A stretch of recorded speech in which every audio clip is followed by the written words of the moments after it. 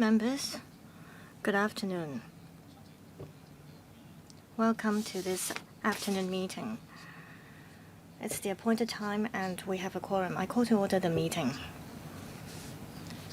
Agenda item 1, information papers issued since last meeting. Since last meeting, this panel has not issued any information papers. So let's move on to agenda item 2. Items for discussion at the next meeting. The next regular meeting of this panel will be held on the 27th of March at 8:30 a.m. on Friday.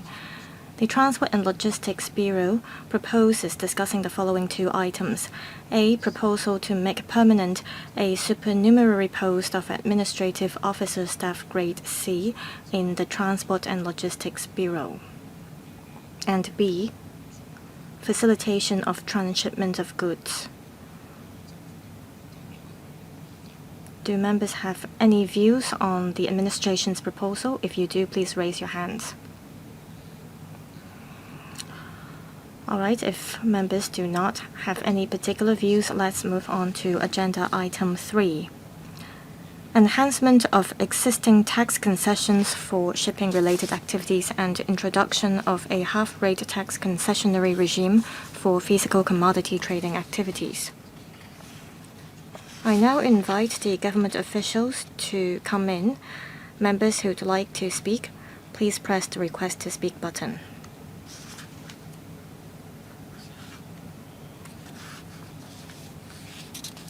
This item is a legislative proposal. So all members of the Legislative Council are invited to join the discussion of this item.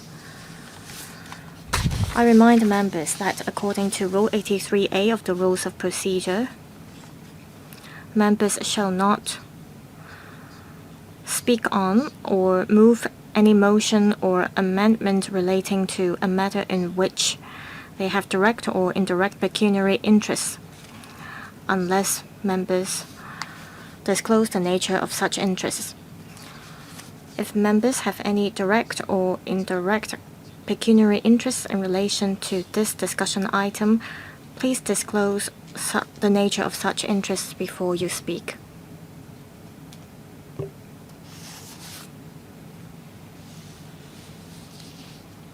Welcome, government representatives. Attending this item, we have Deputy Secretary for Transport and Logistics and Commissioner for Maritime and Port Development, Ms. Amy Chan, as well as Deputy Commissioner, Ms. Michelle Chan.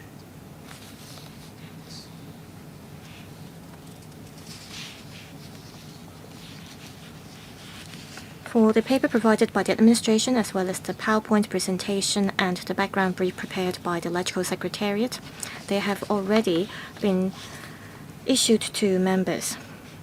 Now I will ask the government official to walk us through the paper. Deputy Secretary? Yes, thank you. Today is Maritime Week as well as Maritime Day because the 2 discussion items today have to do with the maritime industry. This particular item is about enhancing the existing tax concessions for shipping-related activities and the introduction of half-rate tax concessionary regime for physical commodity trading activities. Developing an international shipping center is the positioning as well as the strategy given by our country. According to the 2025 Xinhua Baltic International Shipping Center Development Index, Hong Kong has been a leading international maritime center. This shows that we have the conditions to develop ourselves into a shipping center, and this is recognized by the international community. This is also our strength.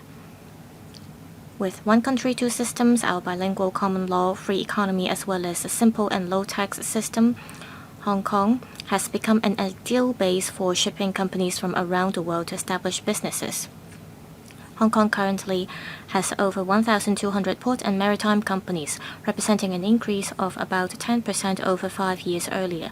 These companies have been providing high-quality maritime services in the fields of ship leasing, ship management, ship finance, marine insurance, maritime law, and arbitration.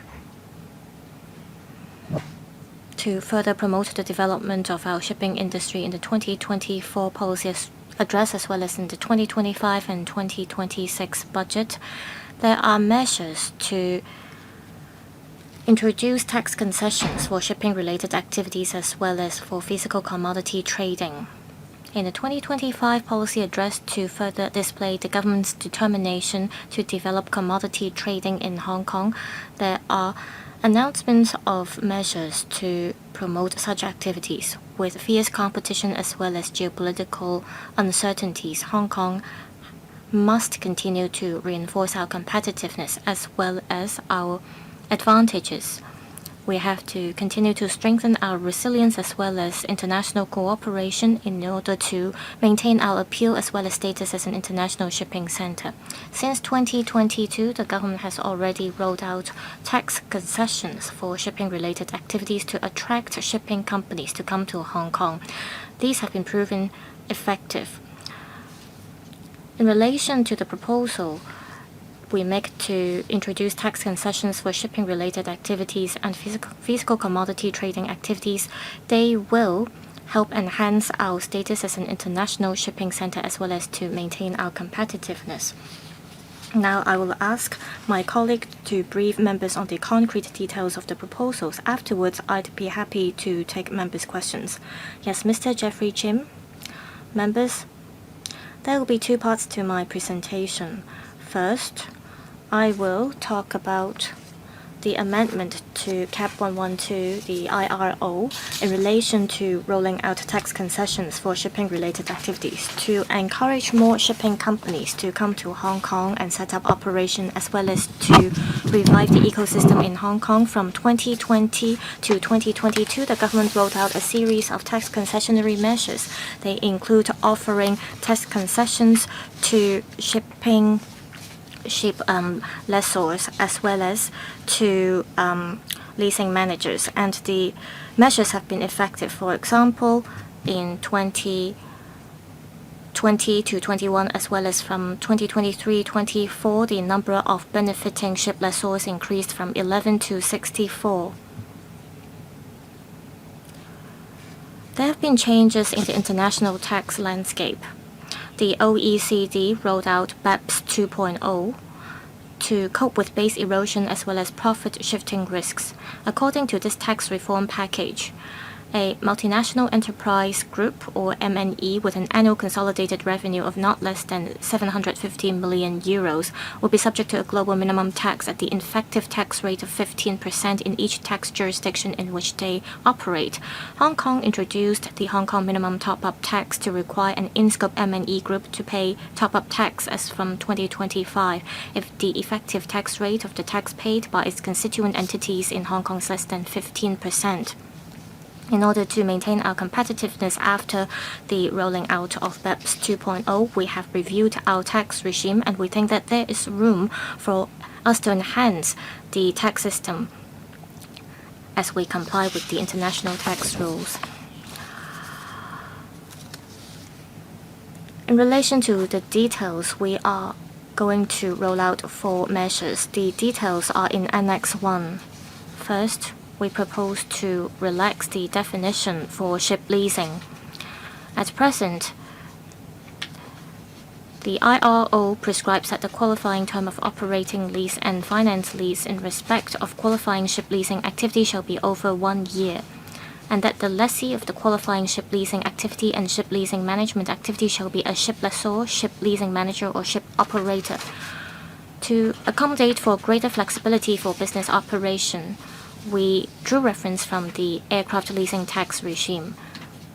We propose to remove the 1-year term restriction on operating lease and finance lease, and will extend the scope of lessees to be any other persons. Second,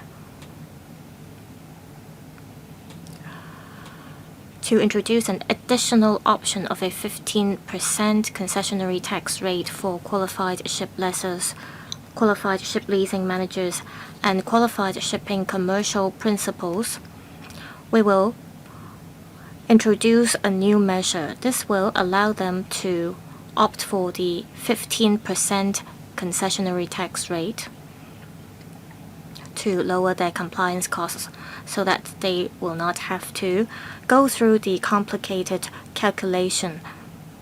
This will again bring greater flexibility to enterprises. Also, the scale of enterprises may change every year. Therefore, we propose to allow enterprises to elect their tax rate every year.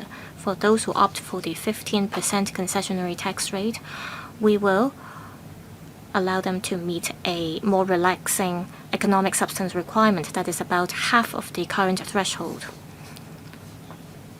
Also, we propose introducing tax deduction on ship acquisition costs for ship lessors under operating lease. Currently, we have the 20% tax-based concession in place.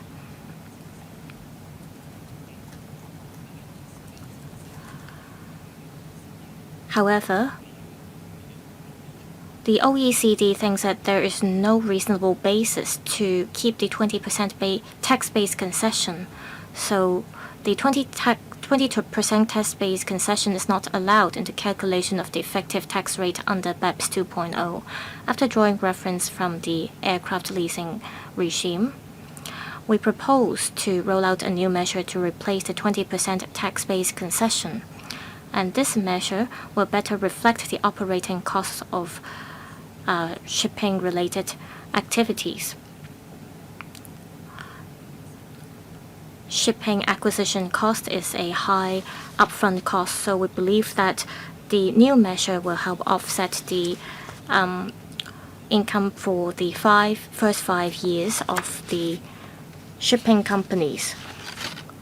For the second part, I will introduce a tax concessionary measure proposal for physical commodity-related activities. Currently, physical commodity trading account for half of the shipping activities, and they could be categorized into 3 major types: that energy and industrial commodities, agricultural commodities, and metal mine commodities. Therefore, physical commodity trading is indispensable, and if we can bring them in, we'll be able to complete the relevant industrial chain. We understand that Hong Kong is not yet a major foothold of physical commodity trading enterprises. However, it is roughly estimated that there are around 40 physical commodity trading enterprises in Hong Kong, which is not a large number yet as compared to other regions. Therefore, the government proposes to provide a half-rate tax concession for physical commodity traders to attract their presence to Hong Kong, thereby injecting new impetus into the maritime service industry. The details of our proposal in relation to this measure are set out in Annex 2.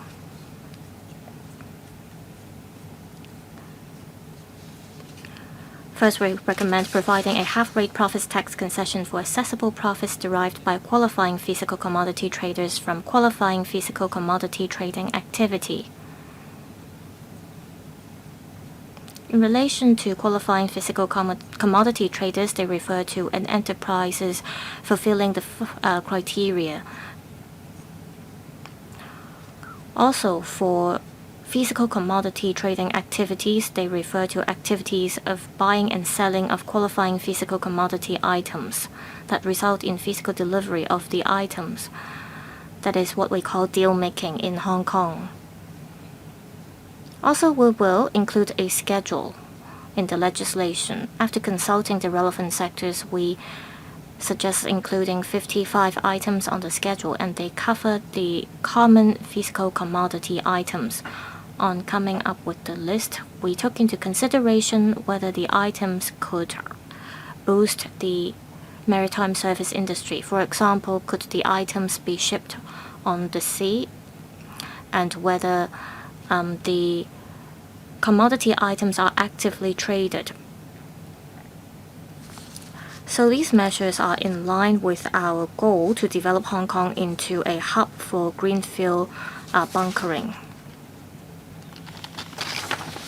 For the qualifying profits in relation to physical commodity trading, the tax rate will be reduced to 8.25%. And there is an option for enterprises to opt for the 15% tax rate every year. Also, we ask the relevant enterprises to meet certain requirements. For example, we have a minimum annual business turnover amount required of enterprises, and the profits from the physical commodity trading activities carried out by enterprises have to be no less than $700 million. We have visited commodity traders locally as well as overseas, and we think that this is a reasonable level. Also, to tie in with our policy goals, for enterprises that make use of shipping services, certain percentage of these services will have to be used in Hong Kong. For example, 30% of the total shipping service costs or 50% of the single shipping service cost. This will bring greater flexibility to commodity traders, and the relevant services we require them to make use of are in the PowerPoint slide. Also, we impose the economic substance requirement. For those that opt for the 8.25% tax rate, they'll have to recruit not less than 3 full-time employees, and for those opt for the profits tax rate of 15%, they'll have to employ no less than 1 full-time staff. We believe that after rolling out the tax concessionary measures, Hong Kong will continue to maintain its competitiveness as well as appeal. In relation to the tax concessions for commodity trading activities, we believe that by attracting physical commodity traders to expand their businesses in Hong Kong, well, it will be very appealing to them, and this will also help us boost our economic benefits. This is very important in reinforcing and enhancing Hong Kong's position as an international maritime center. The proposed concession could bring about 4.6 billion Hong Kong dollars of economic benefits to Hong Kong. As for financial implications, as there are not many physical commodity trading businesses in Hong Kong at present, we estimate that the relevant tax concession will entail not more than 100 million Hong Kong dollars in tax revenue loss to the government per year. If we receive members' support, we will introduce a legislative amendment bill into the council in the first half of this year. And we propose that the proposal set out in the paper be applicable to the qualifying profits for the years of assessment beginning on or after 1st of April 2025. That's it from me. Thank you, Chair. I will now open the floor to a question and answer session. We expect to complete discussion of this item at 5:25 p.m. Let me read out the order in which members are going to speak. Mr. Chen Siu-hung, Ms. Nixie Lam, Captain Lothair Lam, Mr. Sunny Tan, Mr. Dennis Leung, Mr. Jonathan Lamport, Mr. Stephen Ho, Dr. Webster, Mr. Xiu Ka-fai, Mr. Chen Pok-chi, Mr. Alan Chen, and Mr. Tommy Chung. I will assign a 3-minute time limit. Questions and answers included. Mr. Chen Siu-hung, please. Thank you, Chair. To reinforce Hong Kong's position in the maritime services sector and maintain its position as an international maritime center, the government proposes to have enhancements relating to tax concessions to support the Hong Kong shipping sector. I do support this. I have 3 simple questions. First, I would like to seek confirmation on tax concessions relating to commodity trading. As long as the contract is effected in Hong Kong and the minimum business turnover requirement is met and they are using maritime services of Hong Kong as well as meeting the economic substance requirement, the delivery of commodities does not need to happen in Hong Kong, correct? Also, in the consultant study for commodity trading, it is said that the expected benefits will be 4.6 billion Hong Kong dollars, and it will help generate demand and development of maritime services. Will that include professional services relating to the maritime sector, including legal, accountancy, and insurance services? on financial implications, which is quoted in paragraph 14. It said at present there are not many physical commodity trading businesses in Hong Kong. The relevant tax concession will entail not more than 100 million Hong Kong dollars in tax revenue loss. But in future, we will have more physical commodity trading businesses. We do see a proportionate loss in tax revenue. But I think we should look at not just direct benefits, but also indirect benefits, because we will see an increase in profit tax revenue. It will also bring about talents coming to Hong Kong, as well as the building of an ecosystem. So I think $4.6 billion may be an understatement in expected benefits. Correct? Deputy Secretary. Thank you, Chair. Thank you, Mr. Chen, for your questions. Your understanding is correct. Apart from meeting relevant requirements, we do not require delivery to happen in Hong Kong, because with the transport of commodities, especially with oil, if they do not use containers, they do not go through terminals. They would just go straight from the source to the destination. Hong Kong is generally not a location where commodities are stored, so delivery generally does not happen in Hong Kong. $4.6 million is indeed a prudent estimate.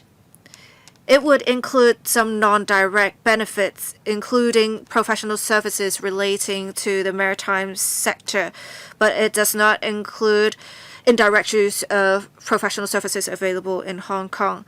As for not more than 100 million Hong Kong dollars in tax revenue loss, we do base our figure on the number of physical commodity trading businesses in Hong Kong at present. I would also want to say this: if we do not introduce enhancements in tax concessions, we will not have the economic benefits and we will not have relevant tax revenue in the first place. Thank you, Ms. Nixie Lam. I also want to ask about paragraph 14. It is said there are not many physical commodity trading businesses in Hong Kong at present. I believe the government is trying to suffer a bit of loss in order to generate great benefits.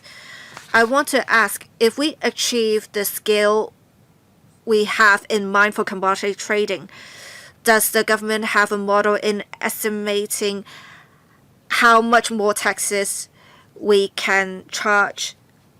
And how can we recover the tax revenue loss, and when will have that happen? We are also trying to build a commodity trading ecosystem. Does the government want to focus on specific commodities such as energy, metal mine, or will you have some geographical focus focusing on enterprises in certain regions? Do you have a publicity strategy in mind? Thank you. Deputy Secretary. Chair, I can answer the questions. We are providing tax concessions to physical commodity trading businesses to attract them to Hong Kong to set up operations or to expand their operations in Hong Kong. That should create impetus for growth of the maritime services sector in Hong Kong.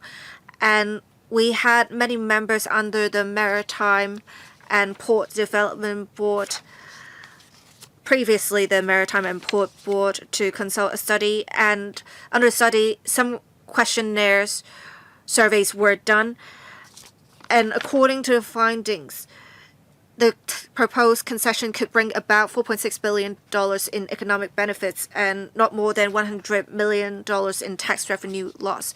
We do not look at this only from an economic perspective, but we want to attract commodity traders to Hong Kong to generate demand for maritime services. I will answer the second question first, and then I'll let the IRD representative answer the technical questions relating to tax concessions. we are trying to attract global traders in physical commodities to Hong Kong, and we expect there to be delivery of physical commodities, and it is only with that there will be demand for maritime services. And the country is the largest importer for commodities in the world. So we are trying to attract traders from the mainland especially. The Maritime and Port Development Board, which was established in last July, has been actively planning concessions to attract traders of commodities and promulgating relevant publicity strategy. Apart from taking part in conferences, forums, we do make specific visits to some commodity traders. I'll see if the IRD representative has anything to add.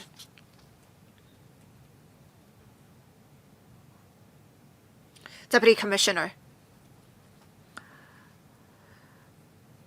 we expect the concessions will entail not more than 100 million tax revenue loss. Can you be louder? Excuse me. We expect the tax concession will entail not more than 100 Hong Kong dollar million tax revenue loss. We do expect more physical commodity trading businesses to set up or expand operations in Hong Kong. With this, there will be additional tax revenue.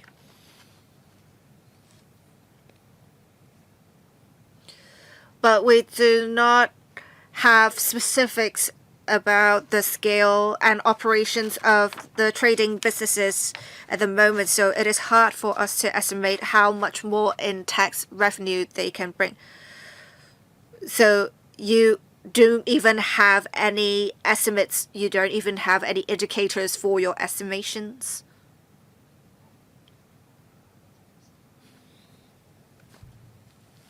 Well, once we have the tax concessions, we ask the qualifying physical commodity traders to provide information to the department. It is only with such information that we can estimate how much additional tax revenue they can bring. So we don't have such information at the moment, Mr. Lam. Thank you. Captain Luther Lam. First of all, I would like to declare I am a senior officer with an aviation company, and the subsidiaries under the group will undoubtedly benefit from the tax concessions. I would like to say this, the aviation sector and I very much welcome the tax concessions proposed by the administration today, those relating to shipping as well as commodity trading. The administration is actively promoting the tax concessions with mainland and overseas traders and enterprises. I very much support this because we are providing tax concessions to attract enterprises to come to Hong Kong. And for the shipping sector as well as commodity trading, it can also help consolidate Hong Kong's status as an international maritime center as well as an international finance and trading center. I want to follow up on what is said in paragraph 6. We have seen the number of qualifying ship lessors benefiting from the tax concessionary regime. The existing one has risen from 11 to 64. How many of these lessors come from the mainland? How many of them come from overseas, and where they come from?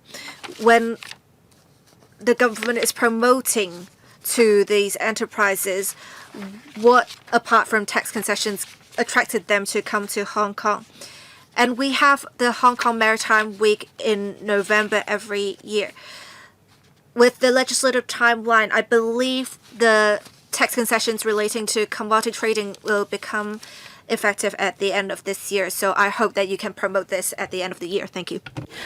Deputy Secretary, I thank Mr. Chen for the comments. On the question about the number of benefiting ship lessors rising from 11 to 64. I'll provide the detailed information later. We regularly visit shipping companies. And for shipping enterprises that like to learn more about Hong Kong, we meet with them one by one to see how they're interested in Hong Kong. Indeed, we have the low and simple tax regime. We also have the mission given by our country under one country, two systems. This is what they appreciate about us the most. And we're not going to change our policy goals easily. We have been comparing ourselves with other places. And we are working very hard for every measure that we can roll out. We work hard on achieving them. As for the half-rate tax concession for physical commodity trading, the relevant work was started in the middle of last year. So the relevant sector has been very active and they've been looking forward to this. Let's see if the IRD has anything to add. On the shipping lessors, we do not have the relevant data showing where these shipping lessors come from.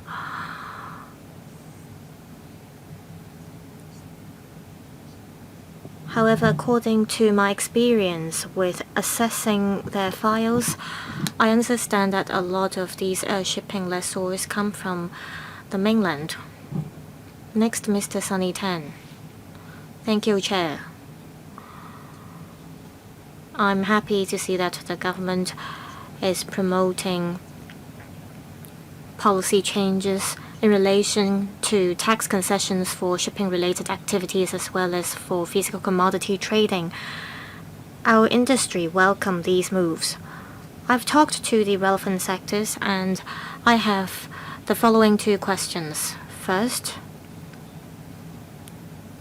the industry has comments about the minimum annual business turnover of $700 million. They wonder if there's room to further lower the threshold.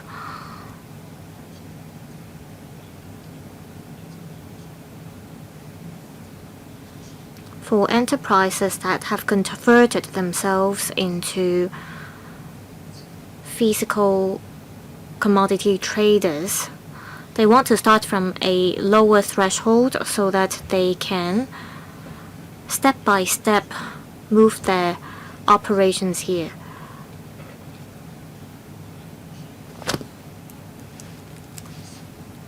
As for the requirements on the amount of expenditure that have to be spent on the specified maritime services, some of the businesses wonder if for the services they use in relation to warehousing as well as logistics or storage, can these be tax deductible? Thank you. Yes, Ms. Chen. I thank Mr. Chen for the questions. As mentioned, there was a study conducted by the task force under the former Hong Kong Maritime and Port Board. And the research focused on the threshold. And there was a general consensus that the threshold should be set at $700 million. And this threshold is relatively lower compared to Singapore as well as that of neighboring places. It's always hard to make the first move, and for those who intend to expand their businesses, they of course start with smaller businesses. As for shipping, maritime services,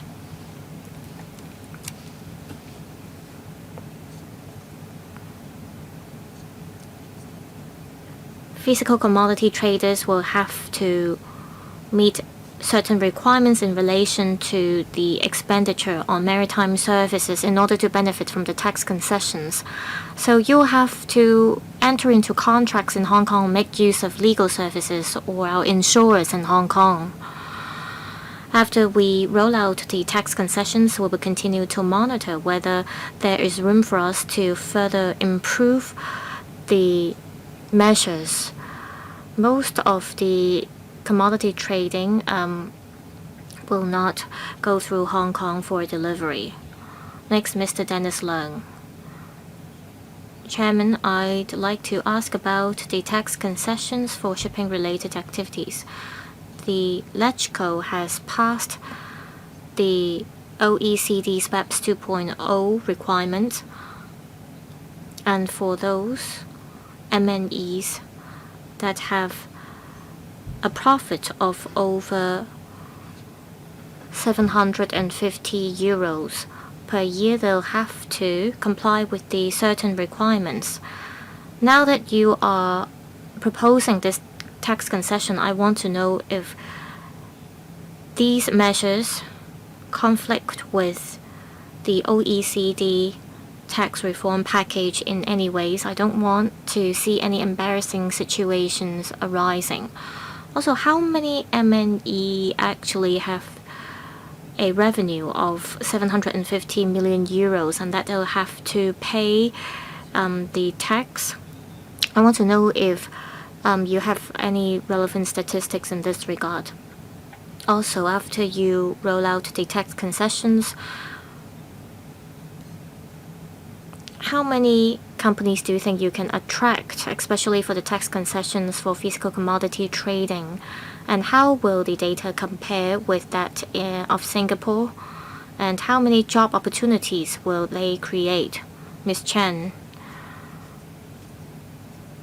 Before we come up with this proposal, we had consulted the OECD, and when we asked them if it complies with their tax reform policies, and they said that our proposed measures comply with their tax reform policies.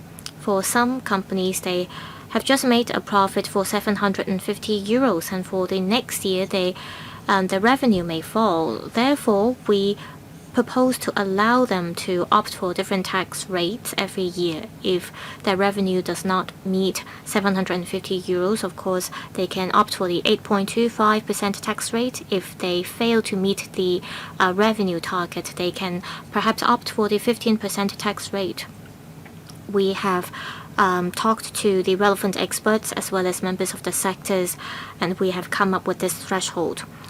We believe that some 33 to 60 companies will be attracted to Hong Kong with our proposed tax concessions. They are expected to expand their businesses, and they will create some high value added job opportunities of about 300, but this is a very conservative estimate. I have just visited a physical commodity trader today, and they said that $4.6 billion of tax revenue or economic benefits is very conservative, because by just one trader, I mean themselves, can already exceed that target.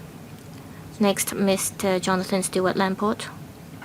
I think by developing physical commodity trading as well as shipping activities, we can complete the industry chain. We can also promote the creation of high value added job opportunities. So I give my full support to the proposal. Paragraphs 13 and 14 of the paper state that it is believed that 4.6 billion Hong Kong dollars of economic benefits will be brought to Hong Kong with the proposed concession. Which areas does the government think Hong Kong will benefit from? For example, marine insurance, shipping management, or which area? If we have the information, I believe the relevant sectors will be able to better prepared for the change. Ms. Chen, I thank Mr. Lamport for the comments. For the sectors that will benefit, they were included in our PowerPoint presentation. For example, if you are to come to Hong Kong, you'll have to enter into contracts in Hong Kong, and legal services, arbitration, insurance will benefit. As for physical commodity trading, traders will have to make booking for maritime services as well. And also they'll have to rely on the relevant service providers. So The services or relevant industries that will benefit, we have already covered them on our list. But of course, it will depend on the business operations of the traders as well as their commercial behavior. And we will continue to monitor the situation after we roll out the tax concession. Any follow-up questions? No. Next, Mr. Stephen Ho. Thank you. First of all, I thank the SAR government on their efforts in consolidating our status as an international shipping center. The question I want to ask is similar to that asked by Mr. Chen. So how did the SAR government come up with the threshold of $700 million? I want to know the consideration behind, so in case we have to adjust it. For the proposed list of qualifying physical commodity items, some 55 are on the list. And there are 3 types of physical commodities items. For example, under agricultural commodities, you have wheat as well as soya beans. For commodity trading, well, I believe you have already talked to the relevant shipping industry. I want to know how you came up with the list of items. For rare soil and earth or new green energy, for example, you have biofuel on the list, but this is a very broad type of items. Will that cover all types of biofuels? Gold and silver, they also are classified as commodities. So I want to know if there will be any adjustment to your proposed list of qualifying commodity items. Well, to tell you, live meat as well as lean pork, they are also considered as commodity items. And what are your views of this? Ms. Chen, perhaps you can focus on replying to questions 2 and 3. For qualifying commodity items, we have consulted the relevant sectors. We've also drawn reference from the major physical commodity trading centers in the world when we come up with the proposed list. We try to cover as many items that are frequently traded on the list. With the development of technology, with, for example, synthetic metal, or with the development of a different kind of mine or mineral, we could perhaps adjust the list. I think it is easy for us to revise the proposed list. As I said, I meet with physical commodity traders from time to time. If they have any views, we take them into consideration as well. For example, there is a kind of chemical that we may be able to cover, and if we are able to come up with a general type for that particular chemical, we will put that on the list so that it will cover more types of chemicals. Just one more question. You devised this list based on their comments, right? Well, if our country has any particular views on the commodity items to be included, I think you should be prepared for that too. In the interest of time, I will draw a line after Mr. Holden Chow has spoken. Next, Mr. Webster. Thank you, Chairman. I have 3 questions. First, about paragraph 6 of the paper. I see that enterprises benefiting from the tax concessions grew from 11 to 64. But there isn't a relevant assessment report on that. Will the government come up with a sunset provision or a clause, or will the government regularly report to the LegCo about the benefits and the effectiveness of these proposed tax concessions? Also, I want to ask about the $700 million threshold. For those with this business turnover, they can enjoy a half-rate tax concession. I understand that some of the trading activities do not have to be carried out in Hong Kong. How can you ensure that for MNEs, they will not affect our tax system if the activities aren't carried out in Hong Kong, instead they just sign the contracts here?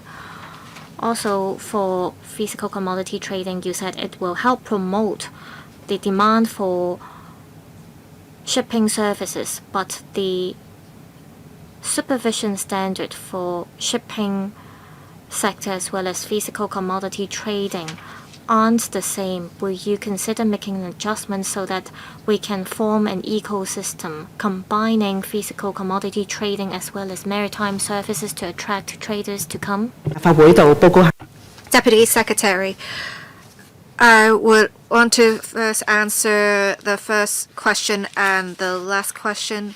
I will ask the RRD representative to answer the question on tax base and related matters. We are more than willing to come back to the Council to report on the development of the shipping and aviation sector, including the progress on different measures and the expected or the actual benefits. As for tax concessions, we have two different tax concessionary regimes. The one that is shipping related is about ship acquisition. As for physical commodity trading, because it is about the whole buying and selling process, so deductions will not apply. Deductions only apply in the ship acquisition scenario. And we believe the tax concessions will be attractive in the sense that there are business opportunities to be taken advantage of, but it would have to be the case that they have related business or services in the first place. As for tax-based erosion, I'll ask the IRD representative to answer the relevant question. When we designed the tax concessions, we asked the qualifying physical commodity traders to have substantial economic activity in Hong Kong. There has to be central management and control. And the profits derive, or at least the activity relating to which would have to be done in Hong Kong. They can't just have a shell company in Hong Kong.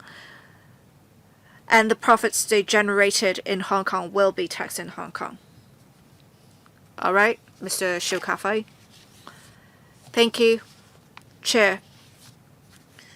To consolidate Hong Kong's status as an international maritime center, the proposed tax concessions, I do support them. I believe having tax concessions will help. I have some questions on commodities. Actually, half of the commodities in shipping in the world would be commodities. With the tax concessions, how much more in market share can we add? And with the tax concessions, I believe we will have an advantage over Singapore. What is Singapore's market share at the moment? Have you estimated how much of an edge we would have over Singapore with the tax concessions? We're trying to attract businesses with tax concessions, but if other jurisdictions make adjustments to their tax concessionary regimes as well, how much of an advantage we will still have? Thank you. Deputy Secretary, thank you. Chair, thank you, Mr. Chu, for your comments. We have an estimate that we would attract 33 to 60 companies to Hong Kong with the tax concessions, providing 300 career opportunities. We would have larger businesses with the minimum business turnover requirement. But we can't estimate how much more in tax revenue we can get at the moment because we have to look at the specific contract conditions as well as the offshore prices. But we can have reference to the maritime concessions that were launched in 2020. With the tax concessions, we were able to attract new companies to Hong Kong. We did refer to Singapore's tax concessionary regime. They actually had a minimum business turnover requirement of $100 million, so we have a lower threshold. As for the economic substance requirement, we actually have two rates to be elected 8.25% and 15%. We understand that Singapore's regime would be either 10% or 15%, or 5% or 10%, but then for 5%, it is generally not obtainable because it has a very, very high threshold. And with our 8.25% rate, it can be quite attractive. And with the minimum threshold of 700 million, there is a premise of the minimum top-up tax of 15% being paid. You haven't answered the third question. Right. For tax concessions, it is just one of the means. We are trying to make for a more vibrant maritime services ecosystem so that maritime enterprises or physical commodity businesses think that it is a great place for them to do business. Tax concessions is just part of the attractive package. All right, I understand that with the unexpected benefits, it would be $4.6 billion. But the Deputy Secretary said when you talk to a trader, this is a very prudent figure, so I think you should talk to the consultant to see why they have such a prudent figure. Thank you, Mr. Champokshi. Thank you, Chair. I want to ask about paragraph 13 about the consultant study. Can you provide the report for members' reference? As for the $4.6 billion, I believe some of it would be related to agricultural commodities. I want to ask for, say, soybeans and corn. These are the ones that have a higher trading volume. What is the share of those in agricultural commodities and expected benefits? It is expected that there will be 33 to 60 businesses that will be attracted to Hong Kong with the tax concessions. How many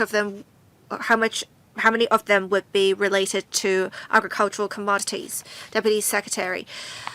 Well, the consultant report, because it has some confidential information, it is an internal report only. The report is only compiled for the consideration of tax policy. We do not have any plans to make available to the public this document. But if members have any questions, we're more than willing to answer them, or they may reach out to us after the meeting. As for agricultural commodities, we do not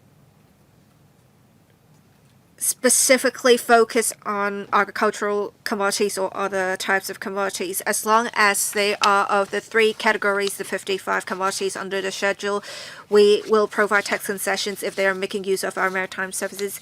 But we will keep in close view of the situation. When we have more accurate information or updated information, we'll provide such analyses for members' reference. Thank you.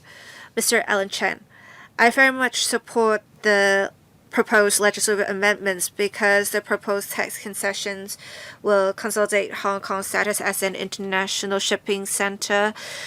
Right now, the trading and logistics sector provide jobs to 600,000 individuals. It also benefits us as an international finance center. We're lacking in this regard, and this is exactly what Singapore is good at. We are trying to catch up. The tax concessions are coming at the right timing. I have some simple questions. I saw in paragraph 13 and 14 there are some benefits and cost and benefit analysis. So you are talking about $4.6 billion in economic benefits and $100 million in tax revenue loss. So that means we have 46-fold of benefits compared to costs. But I want to ask specifically what the definition of economic benefits is. Is it what enterprises are spending in Hong Kong? If they are spending it on staff, it will be a tax revenue as well. Can we divide this into a direct portion and indirect portion? I think with cost and benefit analysis, you need to make clear the denominator and the numerator. As for taxes, in general, we have a source rule that is territorial principle of taxation. For maritime services and aviation sector, they have a different arrangement. They have taxes based on where activities take place, not where contracts are effected and where sums are paid. So how should we reconcile that with your current proposed tax concessions? How can we make sure we will not have unrelated contracts being effected in Hong Kong just to take advantage of the tax concessions? Thank you, Deputy Secretary. Thank you, Chair. Thank you, Mr. Chan, for your comments. When designing the tax concessions, we would in general calculate the costs to be paid by the government and social benefits in general. But we do thank Mr. Chen for his views. When we implement the tax concessions, we should have more actual figures for analyses. With the tax concessions for commodity trading in particular, it is to boost Hong Kong's maritime services sector. And we do ask when contracts are effected in Hong Kong, say legal services or arbitration services or marine insurance services, the services have to be obtained in Hong Kong to take advantage of the tax concessions. And we have consulted the sector for close to a year, which is quite a long time. And we have heard feedback from the sector on potential loopholes. As for taxes, legal services, insurance services would require taxes to be paid in Hong Kong. And if they are not making bookings in Hong Kong, taxes will not be incurred. But if they make bookings in Hong Kong, the transport services providers will have to pay taxes to Hong Kong. We think as long as we can boost the service providers' businesses, in the end, they would have to pay taxes to the government. Chair, I would like to clarify that for the economic benefits, we can multiply it with the tax factor so we can see in the end how much tax revenue we can generate. It is actually very simple to calculate. Deputy Secretary, I perhaps would have the IRD representative answer this question. How to calculate the taxes? We cannot just times the tax rate with the economic benefits.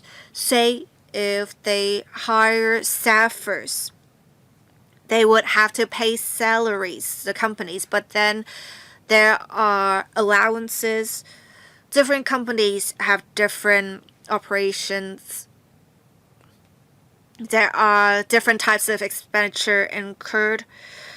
So we need to have regard to the different factors to calculate the company's profits. We can't just multiply the expected economic benefits with a tax rate to calculate the potential additional tax revenue. With the tax concessions for physical commodity traders, we will ask them to provide more information to us so that we have more data to determine how much additional tax revenue this tax concessionary regime is bringing to us. Thank you. Mr. Tommy Chung. Thank you, Chair. I would first like to speak on behalf of the import and export sector that we welcome the tax concessions relating to physical commodity trading because that can boost exports and imports. I would like to follow up on the point made by Mr. Sunny Tan on logistics and storage. On tinted metals, as we have more L&E recognized warehouses in Hong Kong, we have more precious metals and tinted metals being stored in Hong Kong. So I ask the Bureau to actively consider including services relating to warehousing, storage, and logistics under the tax concessionary regime to boost high-value added logistics of precious metals and tinted metals. I will not repeat the points made by the Bureau earlier on bulk goods, but I think the administration can really think about precious metals and tinted metals. Thank you, Deputy Secretary. We will look into it. Thank you. Next, Mr. Lau Ka-keng. Thank you, Chairman. Paragraph 10 of the paper mentions that currently there are 40 physical commodity trading enterprises in Hong Kong. Compared to Singapore and the mainland, this is not a large number. In the future, with the launch of the tax concessions for physical commodity trading, how many enterprises interested in expanding their businesses in Hong Kong will be attracted to the city? Also, how will you attract the other relevant service providers to come to Hong Kong to set up operations in Hong Kong? And how will the government provide support to the enterprises so that they can smoothly establish presence in Hong Kong? Also, the Belt and Road Initiative has brought a lot of business opportunities to Hong Kong in relation to physical commodity trading. In order to reinforce our status as a physical commodity trading hub, will the government focus on markets with potential such as the ASEAN, the mainland, as well as the Middle East, as well as the Belt and Road countries? Are there any plans to focus on tapping into these markets? Deputy Secretary.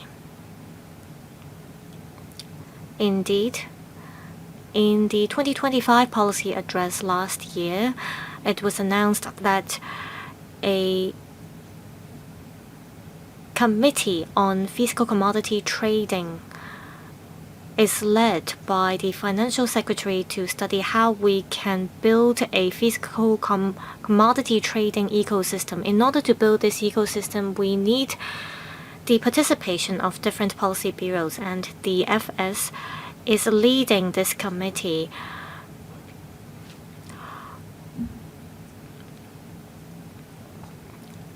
And if we get any views or feedback that we need to improve our tax regime, we'll definitely work on it, and the TLB will continue to take part in the work of this committee led by the FS.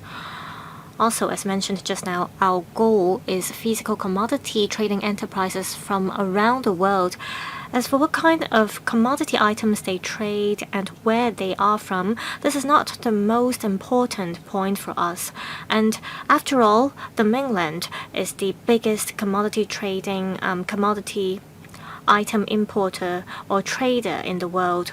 So as for Belt and Road countries, if they are interested in coming to Hong Kong, we'll definitely step up our publicity effort. Last member, Mr. Holden Chow. I have some questions. I agree that we need such tax concessionary measures. I think we are taking the right direction.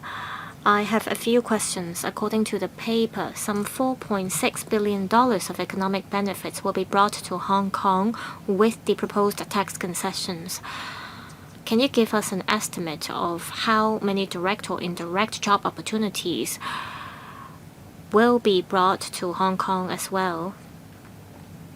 Also, we know that high value added maritime service industry is an industry that we want to focus on now. Physical commodity always follow the ships.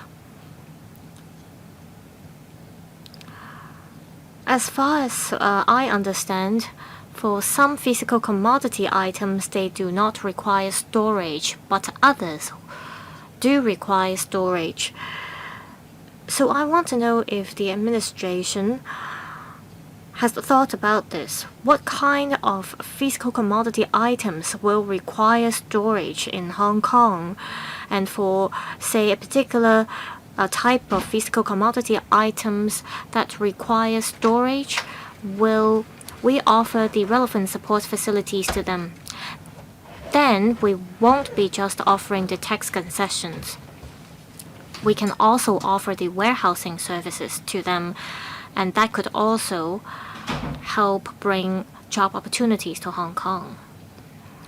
Deputy Secretary, I thank Mr. Chow for the questions and comments. In terms of the job opportunities that could be created, they are all high value added positions. We believe that we'll be able to attract 30 to 60 companies to Hong Kong, creating some 300 job positions. But we're talking about lawyers or professionals for these job opportunities. Now, depending on the type of physical commodity items, some of them, like bulk goods or oil, they will not go through Hong Kong. But for other types of items, they do go through Hong Kong. Take LME, the London Metal Exchange, under the Hong Kong Stock Exchange. Last year, they already included Hong Kong as a delivery point of storage in the world, and as at November, there are 15 such storage houses that have been put into place, and there are 220,000 tons of tinted metals stored in the warehouses. And the committee led by the FS I mentioned about will continue to step up efforts in this regard. Last member, Mr. Perry Yu. Thank you, Chairman. On enhancing tax concessions for shipping-related activities, as well as the introduction of the tax concessionary regime for physical commodity trading to enhance our competitiveness, I agree that we should take this direction. I have a couple of questions. There are currently 55 items on the proposed list of qualifying physical commodity items. Will there be a regular mechanism in place to review this list so that we can revise the list from time to time? Say, for example, for high-tech products, they may require shipping as well. Will they be included in the proposed list? Also, for commodity items that are frequently traded,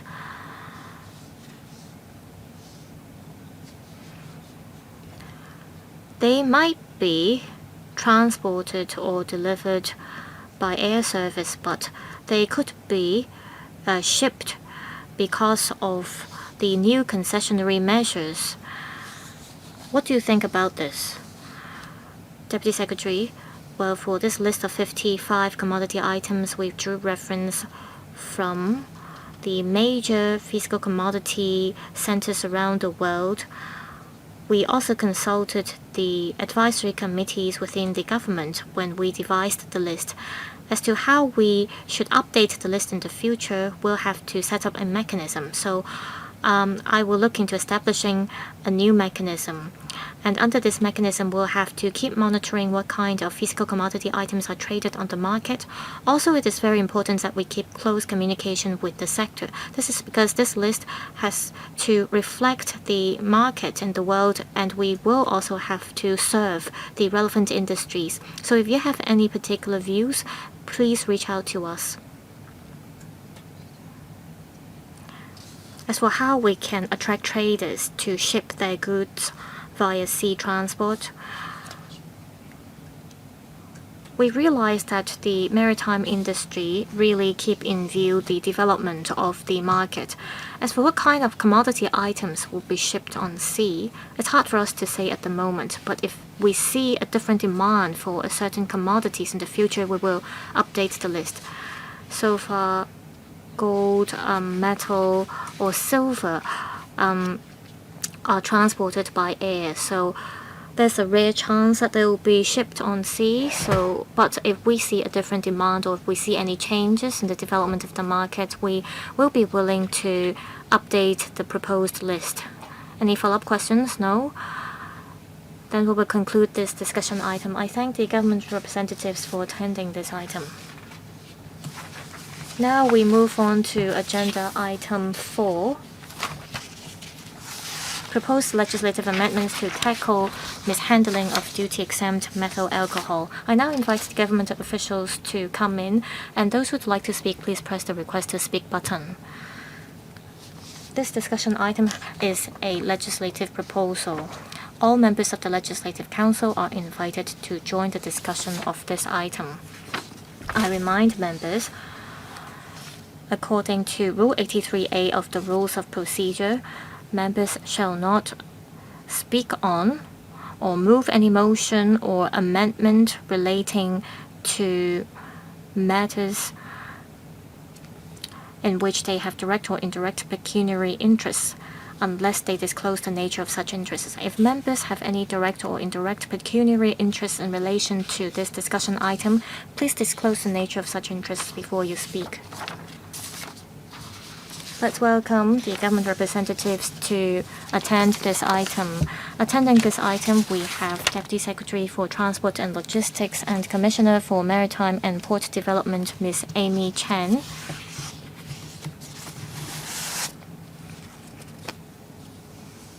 And Ms. Wang Waichun, Assistant Commissioner from the Hong Kong Customs. For the paper provided by the administration as well as the PowerPoint presentation, they were forwarded to members prior to the meeting. I'll ask Ms. Amy Chan to walk us through the paper. Members, now we move on to this item about proposed legislative amendments to tackle mishandling of duty-exempt methanol. In response to the global trend of maritime decarbonization, the government in November 2024 promulgated the action plan on green maritime fuel bunkering so that we can become an international trading center. We proposed the multi-fuel strategy, and that covers green methanol. And only green methanol among all the green fuels are dutiable goods. Earlier, the government, through the 2025 Dutiable Commodities Amendment Regulation, introduced the duty-exempt system for green methanol, and the relevant regulation was passed on the 16th of October 2025, and it has already taken effect. The government has also earlier mentioned during the scrutiny of the regulation that we will introduce certain offenses to tackle mishandling of duty-exempt methanol. In this proposal, we propose measures to enhance regulation as well as law enforcement. If we get the support from members, we believe that in the first half of this year, we will table the proposal to the Legislative Council. I now pass the floor to the Principal Assistant Secretary, Mr. Klaus Chen, to elaborate more. Good afternoon. Today, we're here to brief members on the legislative amendments to tackle mishandling of duty-exempt methanol. The IMO set the target that by 2050, they will have to achieve the goal of net zero carbon emissions, and using green methanol is the most effective way. Therefore, in November 2024, the government promulgated the action plan on green maritime fuel bunkering, and we proposed the multi-fuel strategy so that green methanol could be used for bunkering in Hong Kong. Among the different types of green fuel, only green methanol is a dutiable good. To enhance the development of the use of green methanol, last year we tabled the Dutiable Commodities Amendment Regulation 2025 in LegCo so that the use of methanol could be duty exempt, and the regulation was passed in October last year. Back then, we already told members that we would amend the legislation so that methanol could be a duty exempt good. Also, as proposed, we see that the demand for green methanol is becoming higher, and then we therefore will introduce offenses as well as presumption of facts to, in the longer run, step up regulation on green methanol. We propose 4 amendments. First, on the use and the sale as well as supply of methanol. Back in the 1950s, there were people who used methanol to make fake liquor, and therefore the government included methanol in the legislation. Back then, the law already stated that for the natured methanol, they are not appropriate to be used to produce fake alcohol. Therefore, they could be brought in without duty. However, for denaturant, they can increase the cost of using methanol, and it could also affect the operation of vessels. Therefore, they would not be used for bunkering. Therefore, we amended the relevant legislations so methanol could be brought in without duty, and they could also be used for fuel bunkering. After the regulation was amended, there are 3 types of methanol. One with additives. And the second type is methanol without additives, but they are used for fuel bunkering. They are also duty-free. And the third type, they are without additives, but they are not for fuel bunkering, and they have to be duty paid. Therefore, we propose to add a new provision to Cap 109 to the effect that a person commits an offense if he uses, sells, or supplies duty-exempt non-denatured methanol or permits such use, sale, or supply other than that described in the new exemption.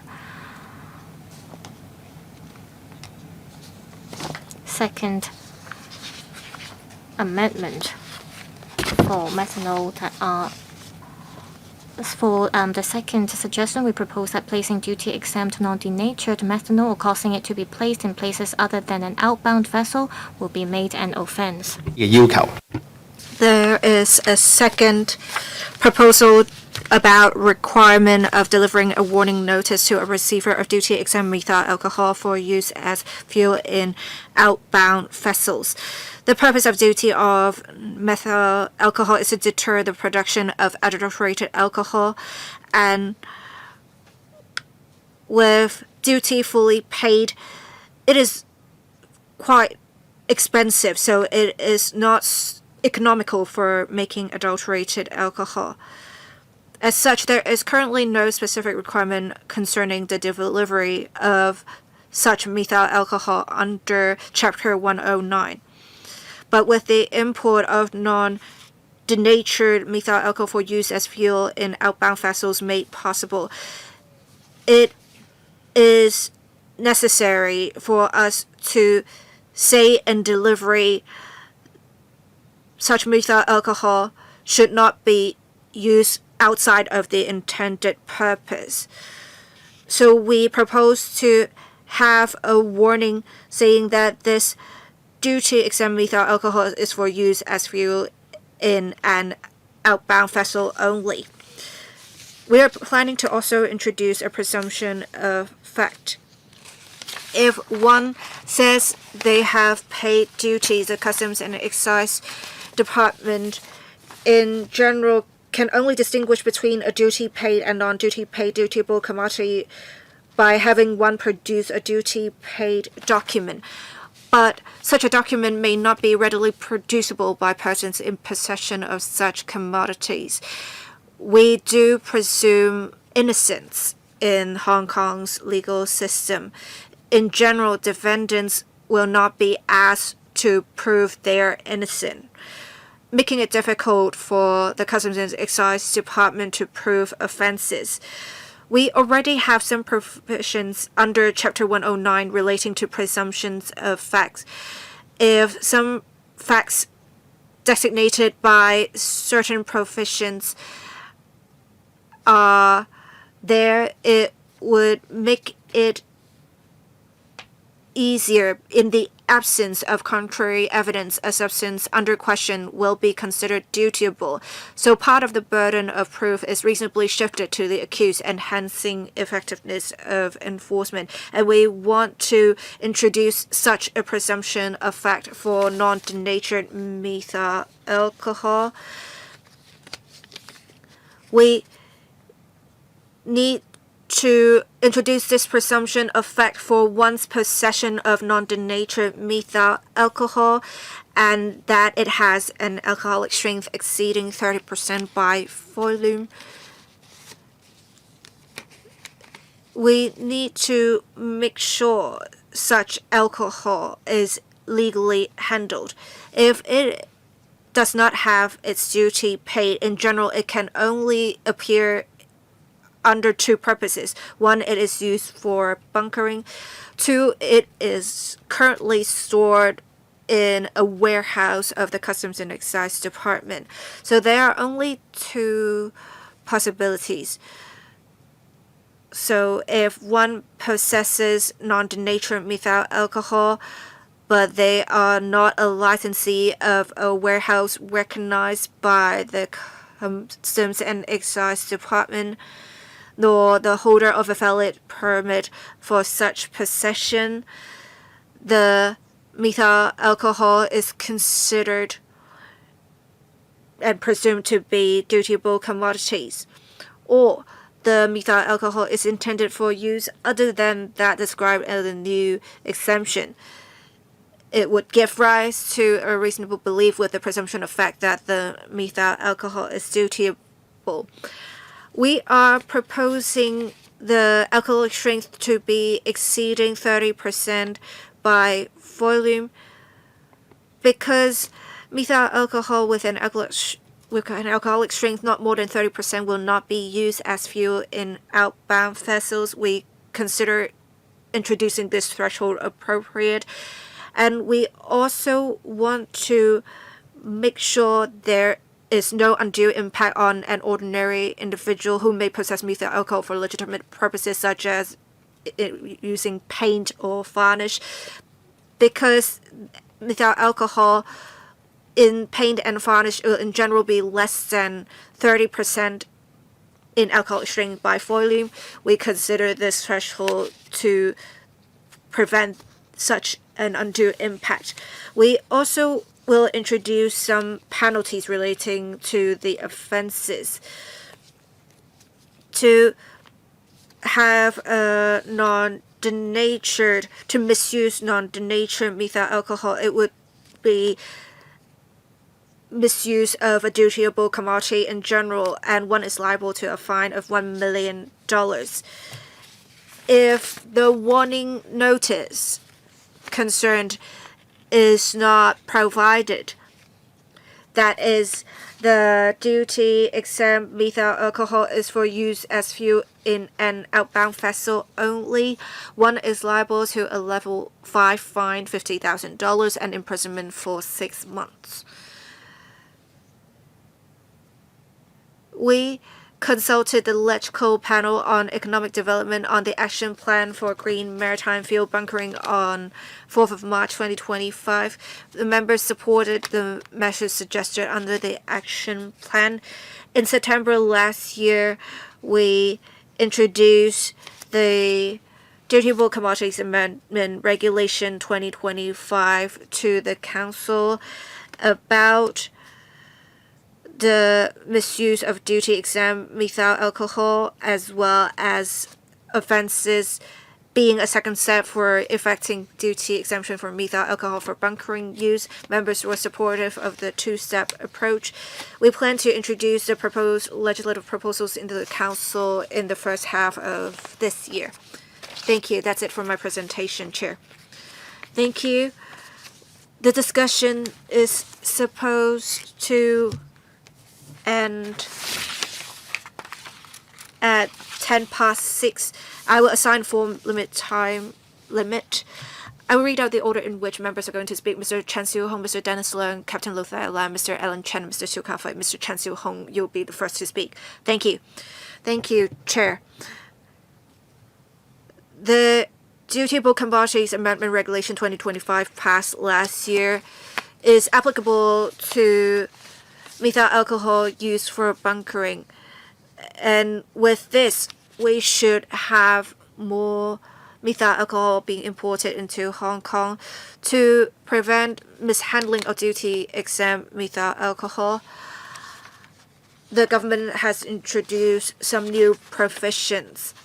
I do support this direction taken, but I want to ask in particular about paragraph 7 to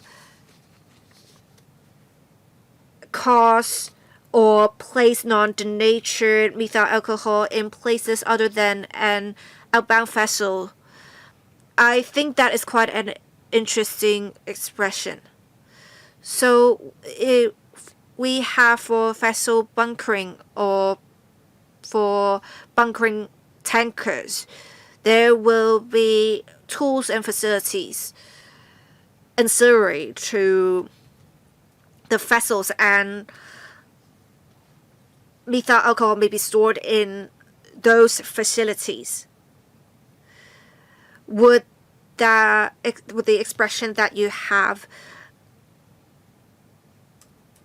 catch these cases unintendedly? Also, for enforcement, in order to effectively distinguish methyl alcohol use for bunkering and otherwise, we may have a container containing non-denatured methyl alcohol. It has a duty paid sign, and they have a permit. How can the Customs and Excise Department really confirm that there is no loophole to be exploited?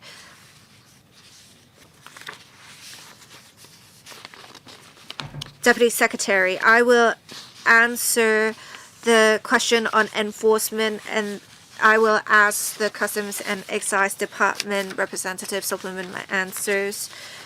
We mainly focus on ship-to-ship bunkering operations because right now we do not have storage facilities for methyl alcohol in Hong Kong. But of course, in future, with the development of bunkering in Hong Kong, we may need to have regard to the changes in circumstances. We need to make sure the non-denatured methyl alcohol is not used for other purposes or even illegal purposes. We are trying to be prudent. So we say that it is an offense for one to place duty-exempt non-denatured methyl alcohol or cause it to be placed in places other than an outbound vessel. We do expect with transportation to warehouses and from warehouses, we may need to make changes in the laws, but we do support such development. I have a follow-up question. Deputy Secretary, you specified that it would be outbound vessels, but then bunkering vessels technically aren't outbound vessels. If they're traveling within the waters of Hong Kong, they are not regarded as outbound vessels. I think you will have a specific definition. Can you clarify this if you have such information on hand? Deputy Secretary, we have specific provisions that would say fuel tanks in vessels before they enter the waters of Hong Kong will not be seen as bunkering fuel in Hong Kong. Perhaps I can provide a written reply to the member after the meeting because it is quite technical. I may not be able to formulate it clearly orally right now. Sure. I will ask the Customs and Excise Department representative to answer the question on presumption of fact. Thank you. The provision relating to the presumption of fact is quite technical. I'll try to explain it with a simple explanation. We have different presumptions of fact in provisions. Let me give you an example for 41C on diesel. As you may understand, one would have to go to a gas station to refuel, and filling stations would have to have a dangerous goods license to provide such services. So with Section 41C, if someone stores diesel or petrol and sell such or supply such, and someone drives there to buy and collect such petrol or diesel, with these being dutiable commodities, and with the presumption of fact in the provision, we can presume the diesel and petrol there are dutiable. And if one is in possession of such and they have paid duties, we would regard these as dutiable commodities. As said earlier, it is hard to distinguish between a duty paid and non-duty paid dutiable commodity because by appearance they look the same. But with the presumption of fact, when we deal with potential abuse of methyl alcohol in enforcement, we can take the approach we have with filling stations, so that with illegal operations such as the selling of methyl alcohol, it is easier for us to prosecute such offenses. Next, Mr. Dennis Leung. The reason why the government is making this proposed legislative amendments because this is sort of part 2 of the amendment to the Dutiable Commodities Ordinance. And this is very crucial to the development of green energy in Hong Kong for the maritime industry as well as for the transport and logistics industry, for the storage of methanol without additives. I am concerned whether there are enough storage spaces for this methanol. Is there enough support for the industry in this regard? Also, after the amendment to the Dutiable Commodities Ordinance last year, well, Hong Kong is facing a rather special situation. I wonder, over the years, have there been any cases in which people make use of methanol to produce fake alcohol?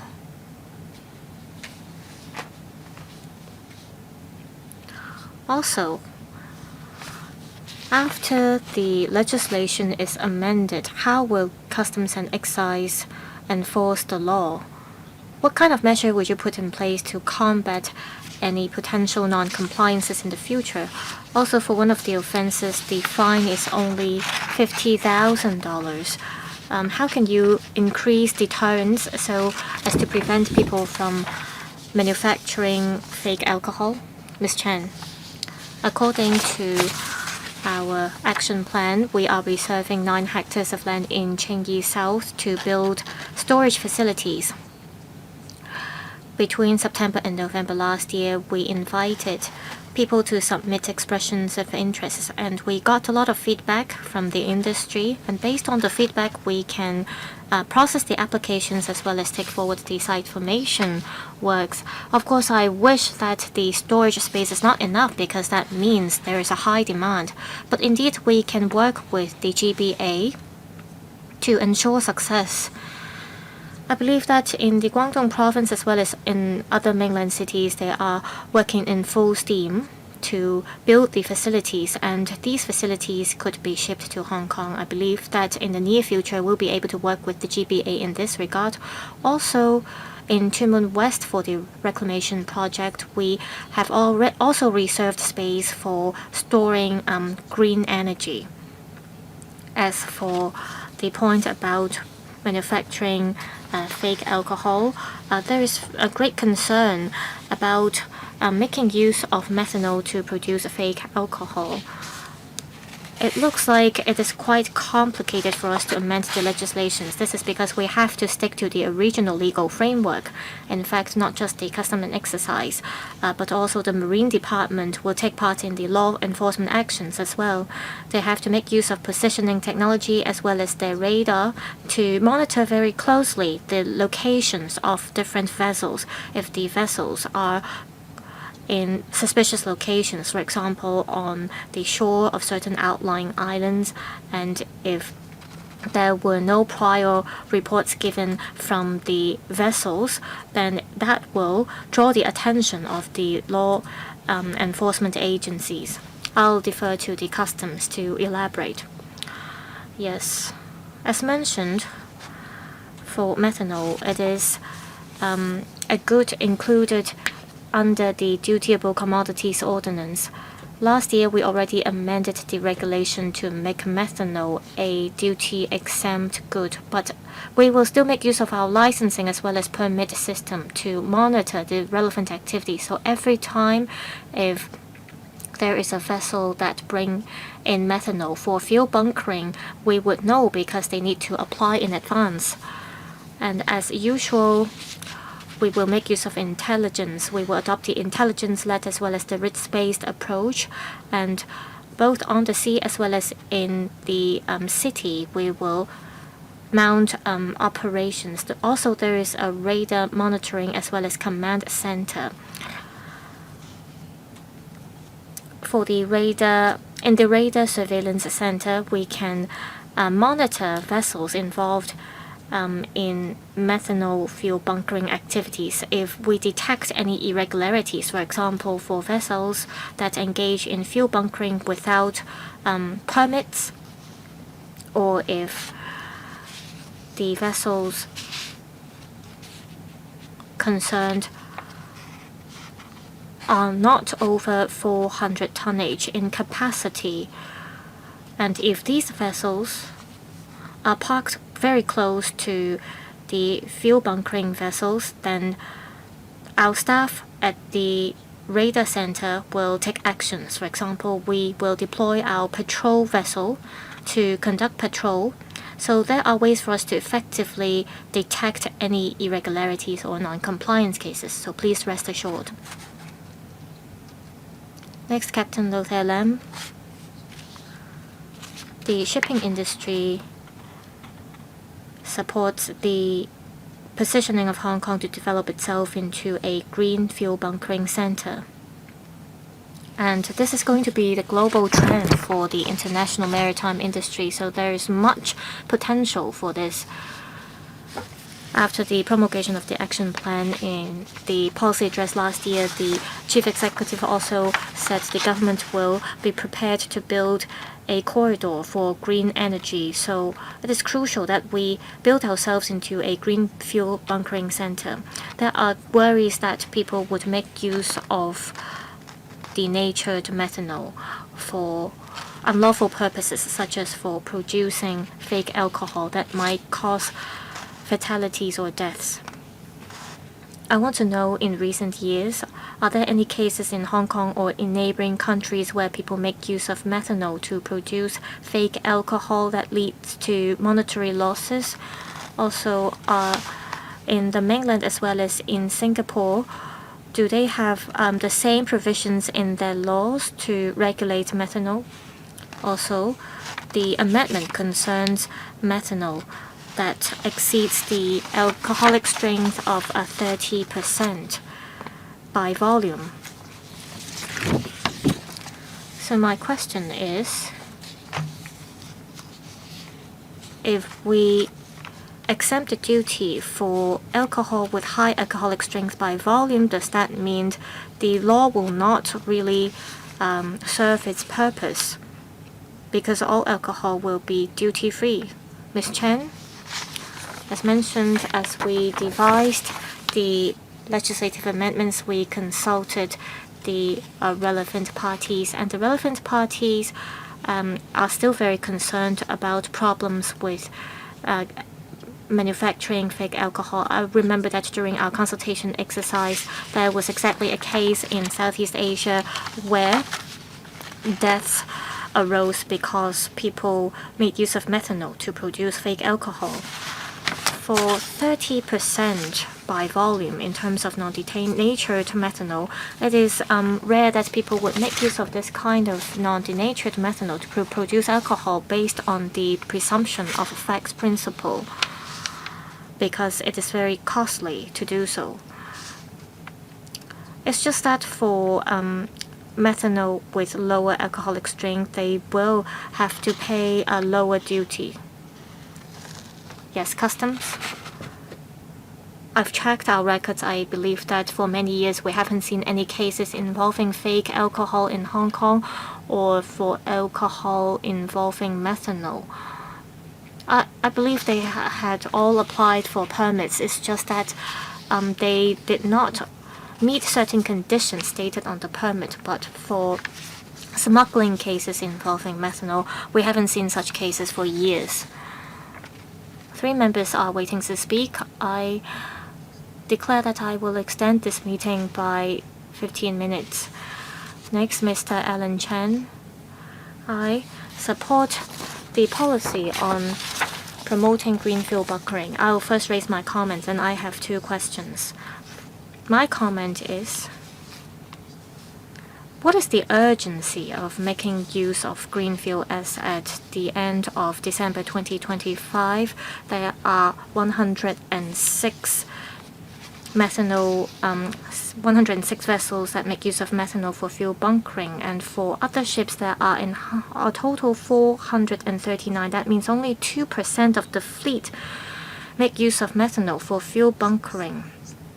In the future, in the coming few years, the percentage will increase by 14%. Last year, we saw an annual growth of 130%.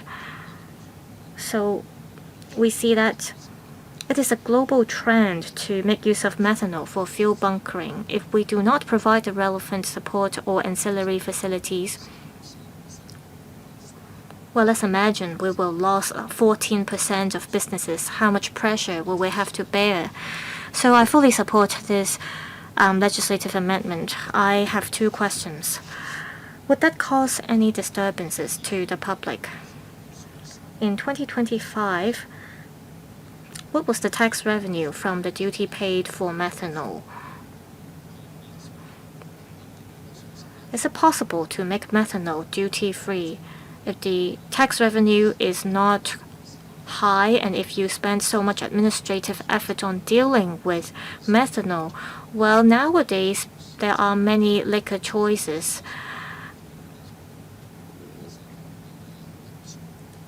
Back then, we enacted legislations to regulate methanol. But how come you do not regulate ethanol apart from methanol? Because that could be used to produce fake alcohol too.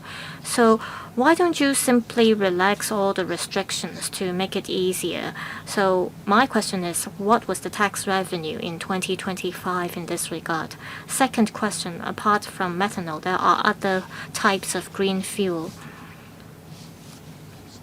Importing green fuel can be very costly, so I want to know if there are any manufacturing facilities for producing methanol. Also, we need storage facilities for methanol because that could help lower the cost. When will we build such storage facilities? Even if we make methanol duty-free, we won't be able to bring in methanol all of a sudden. So how can we facilitate vessel-to-vessel fuel bunkering to provide convenience for shipping-related companies or businesses? Well, if you have the relevant information at hand, please share it with us. For 2024-25 tax assessment year, tax revenue from methanol was $2.28 million. As mentioned, we levy tax on methanol because of public health reasons, not for boosting tax revenue. We know that the relevant policy bureaus are still very concerned about the problems around methanol. So, as Mr. Chen said,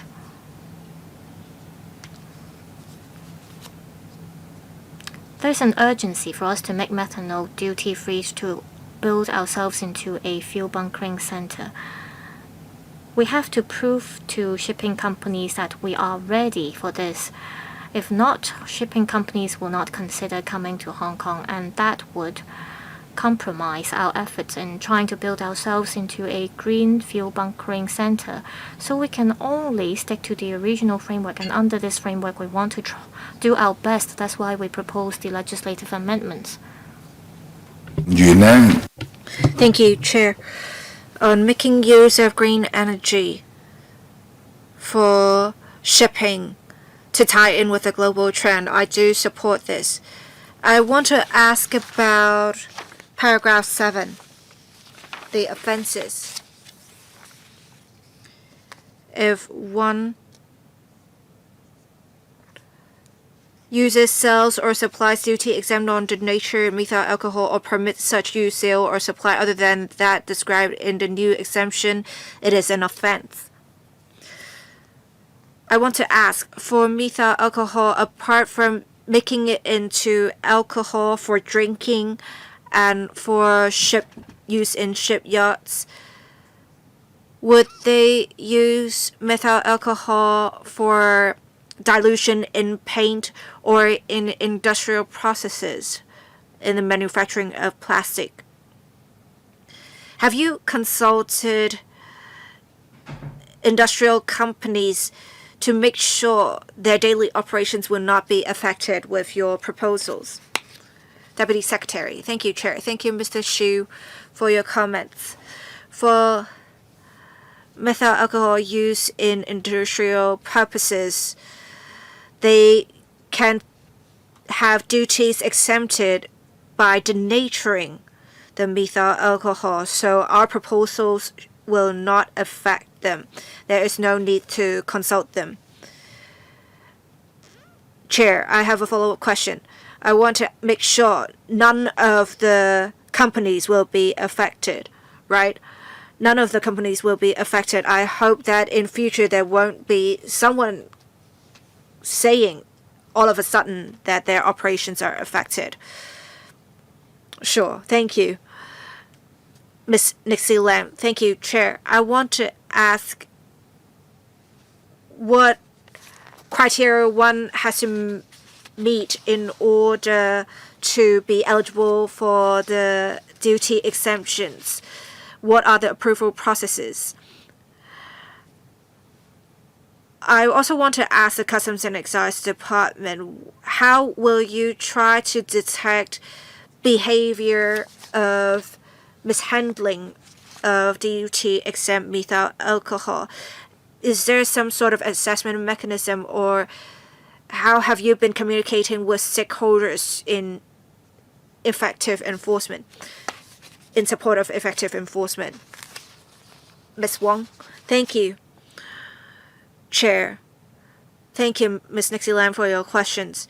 In order to conduct related business, they would first apply to the Customs and Excise Department to have an import and export license for methyl alcohol. If they don't, they can engage someone with a license to conduct such business. The validity period of such licenses is 1 year, and for each bunkering operation, the bunkering operator needs to first apply to the Customs and Excise Department for a permit to move the methyl alcohol from a vessel, or in future a warehouse, to an outbound vessel. And the information to be given is quite simple. The vessel concerned, how much methyl alcohol is involved, when, the date and time the operation will take place, and when the outbound vessel will leave the waters of Hong Kong. After getting such information, we'll verify the information and issue a license if everything seemed to be accurate. And with such, the methyl alcohol will have it's duty exempted. The application process is quite simple. We have a designated information system and one can apply through it electronically. After the bunkering operation, the trader will inform the Customs and Excise Department of such, and that's the end of the whole process. For enforcement and investigation, we make use of the licensing regime as well as the permit regime to allow us to have a grasp of bunkering operations in Hong Kong. On enforcement, we continue to conduct patrols on sea and in the city, just like how we combat illicit cigarettes. We also make use of satellite monitoring to monitor bunkering operations. If we detect any suspicious behavior, we will take enforcement action. Any follow-up questions, Mr. Xu Lam? All right, none. All members have asked questions. We have no other agenda items to discuss today. Meeting adjourned. Thank you.